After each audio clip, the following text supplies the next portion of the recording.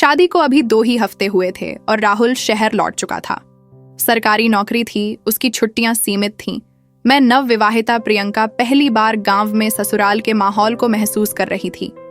छोटा सा गांव, कच्ची सड़कें, मिट्टी की खुशबू और वह बड़ा सा पुराना घर जहां हर दरवाजा एक किस्सा सुनाता था। घर में अब सिर्फ 3 लोग थे, मैं, मेरी सासू माँ और मेरे ससुर जी। सासू माँ सुबह से मंदिर चली जाती थी और देर शाम तक भजन कीर्तन में व्यस्त रहती।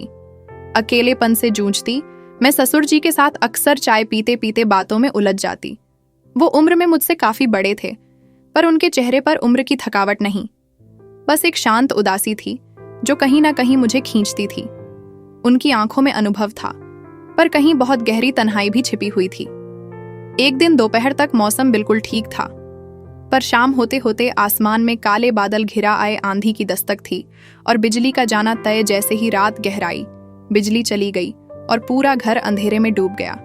मैं अपने कमरे में थी जब बाहर दरवाजे पर धीमी सी दस्तक हुई। बहू, डरना मत, मैं हूं, यह ससुर जी की आवाज थी। मैंने हल्के कांपते हाथों से दरवाजा खोला। वो लालटेन लिए खड़े थे।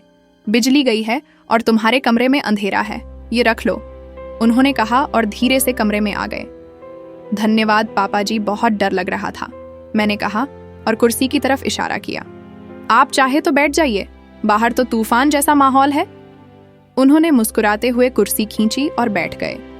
लालटेन की रोशनी में उनका चेहरा कुछ अलग ही लग रहा था, गंभीर पर आत्मीय। हम दोनों खामोश बैठे थे।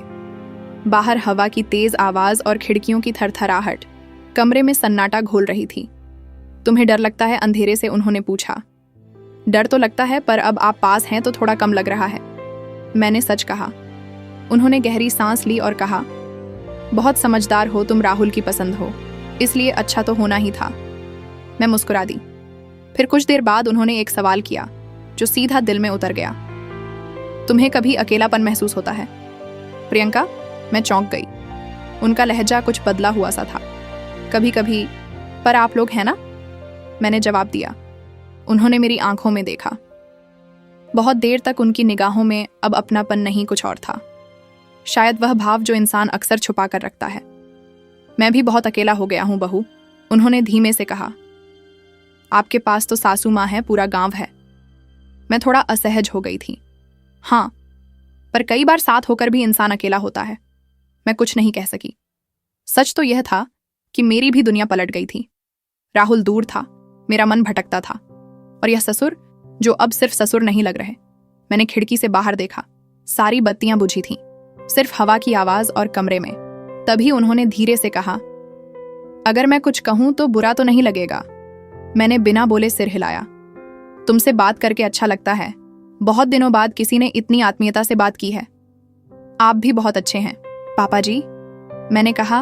वो थोड़ा पास आ गए। अब हमारी सांसें सुनाई देने लगी। क्या कभी तुम्हें ऐसा नहीं लगता कि रिश्तों की परिभाषाएं दिल की आवाज से बड़ी नहीं होनी चाहिए? मैंने कोई जवाब नहीं दिया। दिल तेज धड़क रहा था, ना जाने वह क्या कहने जा रहे थे। आज अगर मैं कहूं कि इस अंधेरे में तुम्हारा साथ मुझे वह सुकून दे रहा है,